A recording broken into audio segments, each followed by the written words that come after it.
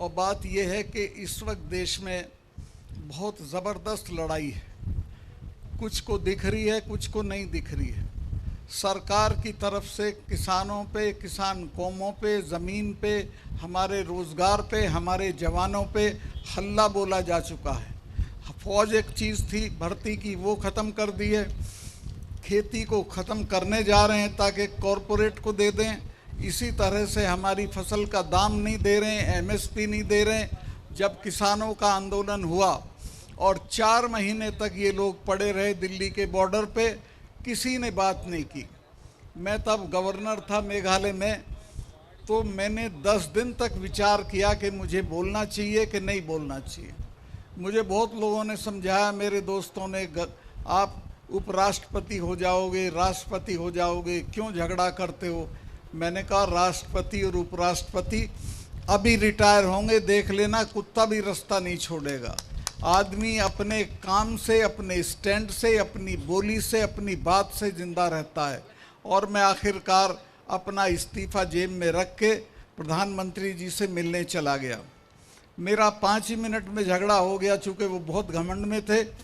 मैंने कहा कि ये 4 महीने से पड़े हैं, इनसे किसी ने बात नहीं की है, किसानों से आप बात कर लीजिए। बोले चले जाएंगे सतपाल, कुछ नहीं होता। तो मुझे बहुत बुरा लगा। मैंने कहा साहब, इनको जानते नहीं आप, ना आप सिखों को जानते हैं, ना जाटों को जानते हैं। ये तब जाएंगे जब आप चले जाओगे, ये ऐसे ही नहीं जाएंगे। और उनको मैंने बताया कि सिखों के गुरु महाराज ने अपने 4 साहबजादे खपा दिए थे, लेकिन समझौता नहीं किया था। और ये हमारे वाले हैं। मैं कहा ये तो हर 6ठे महीने लाल किले पे चढ़े रहते थे। ये तो अकबर की कब्र खोद ला के उसका दाह संस्कार कर दिया था। मैं कहा इन कौमों से लड़ा नहीं जाता, इनसे बातचीत की जाती है, समझौता किया जाता है। लेकिन वो उस वक्त गुमान में थे। फिर 2 महीने बाद माफ़ी मांग के वो कानून वापस लिए। चूँकि मैंने सिखों के मामले में तो इतना डरा दिया था कि उसके बाद तो पीला पटका माथे पे लगाने लगे। मैंने बताया कि जब मिसेस गांधी ने वो किया, ब्लू स्टार ऑपरेशन किया, उसके बाद अपने फार्म पे 4 महीने तक महामृत्युंजय का यज्ञ कराया।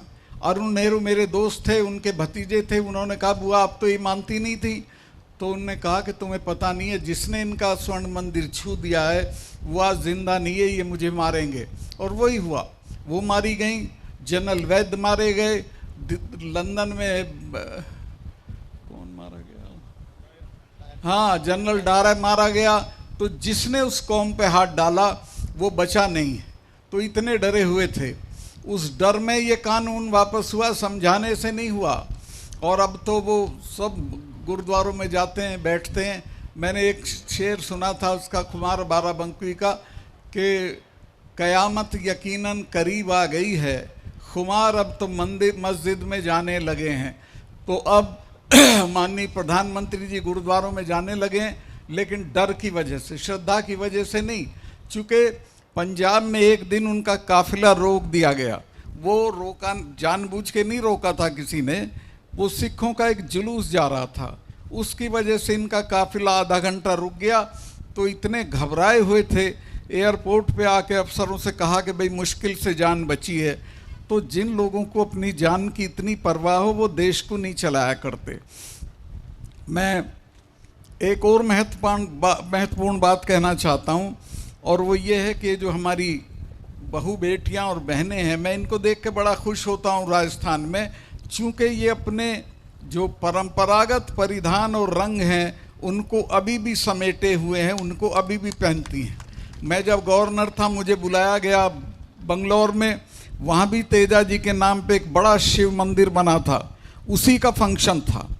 आप हैरत करोगे, मैंने देखा 100 में से 80 औरतें राजस्थान की बोरला पहने हुए थी। यहाँ तो है नहीं, अब बोरला है किसी के पास? अच्छा, हाँ, तो बोरला पहने हुए थी।